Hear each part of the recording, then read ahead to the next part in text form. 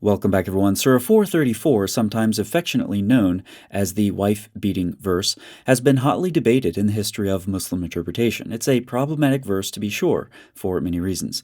Is it the most problematic verse in the Quran for Muslims? Well, I don't know, but it's probably a top contender. Let's start by reading it. Men are in charge of women by right of what Allah has given one over the other, and what they spend for maintenance from their wealth. So righteous women are devoutly obedient, guarding in the husband's absence what Allah would have them guard.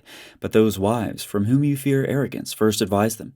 Then if they persist, forsake them in bed, and finally, strike them. But if they obey you, once more, seek no means against them. Indeed, Allah is ever exalted and grand. Just a quick note on the brackets. They indicate that the disciplinary action is sequential. However, grammatically, that is not necessarily the case. Many of you are probably familiar with the alleged incident that Muslim exegetes have widely assumed resulted in this verse's revelation. A woman was slapped by her husband. This issue was taken to Muhammad for judgment. Muhammad said that she should retaliate. However, this verse was revealed that says men can hit their wives. Muhammad said, "We wished something, and God wished something else. What God wishes is best." With that rock-solid historical background explicated, we can survey some Muslim perspectives on this verse with the help of a 2006 article by Muhammad Mahmoud. First, note that the Quran says that men are in charge of women by right of what Allah has given one over the other.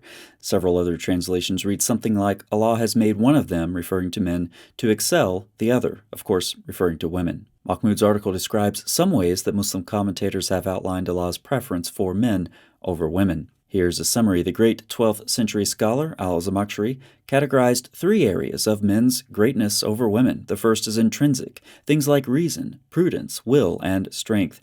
Then there's the social category. Men read more better with the bestest of literacy.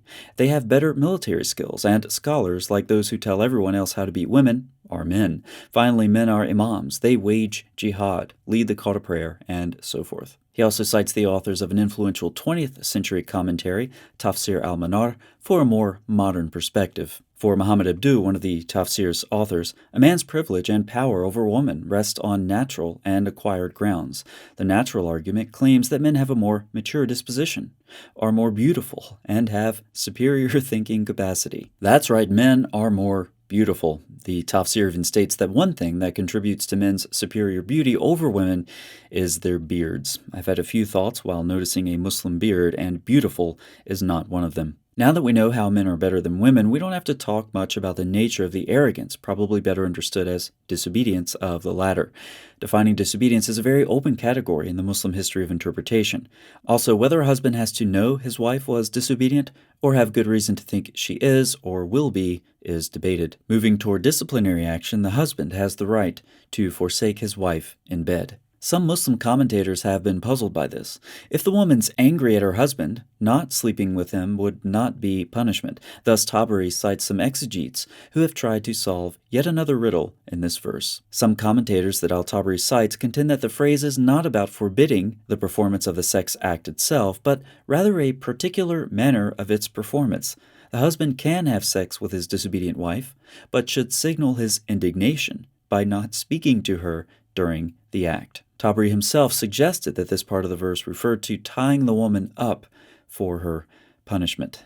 Why not? And as to the beating itself, some have tried to argue that it does not refer to physical violence.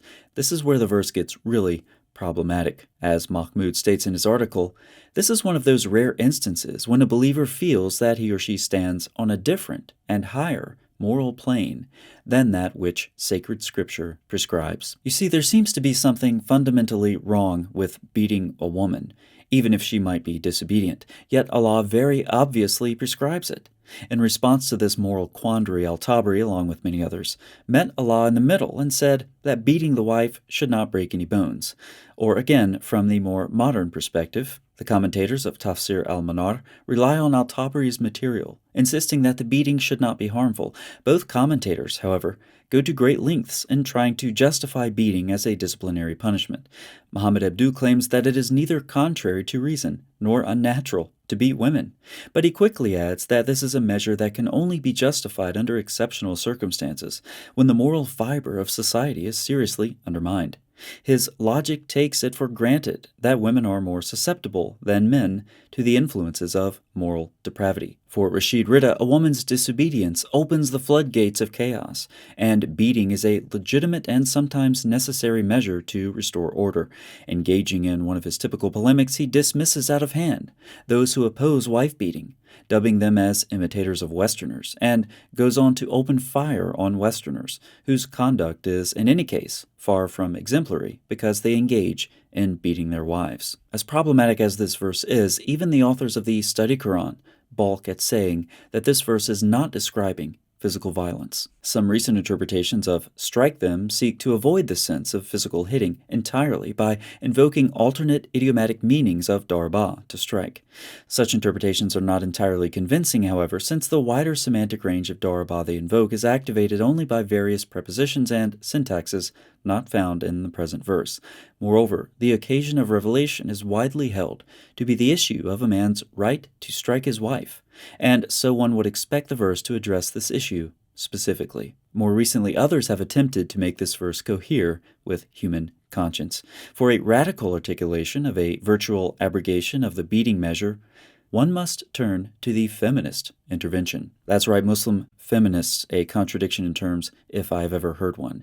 Here are a couple of examples. Pakistani Muslim feminist Rifat Hassan says that darba, to strike, means to hold in confinement. In Mahmoud's article, he calls this a forced interpretation of the verse. American Muslim feminist Amina Wadud says that this particular use of darba ironically prohibits unchecked violence against women, and the Moroccan feminist Fatima Mernissi in her radical reinterpretation calls upon the oppressed women depicted in Surah 4:34 to affirm their right to rebel. Such examples illustrate well the desperation awaiting anyone trying to read women's rights into Islamic texts. In the end, Mahmoud's article suggests virtual abrogation as a way forward, making me wonder how many different ways there are to abrogate the Quran. A virtual abrogation effectively says to go the route of people with a conscience, and don't beat your wives, regardless of what the Quran permits. But even if virtual abrogation is successful and Allah's word in the wife-beating verse is neutralized in practice, many Muslims may still be quite bothered by the fact that Allah put it there in the first place. It shouldn't be, as Mahmoud's article previously said, that a Muslim stands on a higher moral plane than that which sacred scripture prescribes. Thanks so much for watching. I'll see you next time.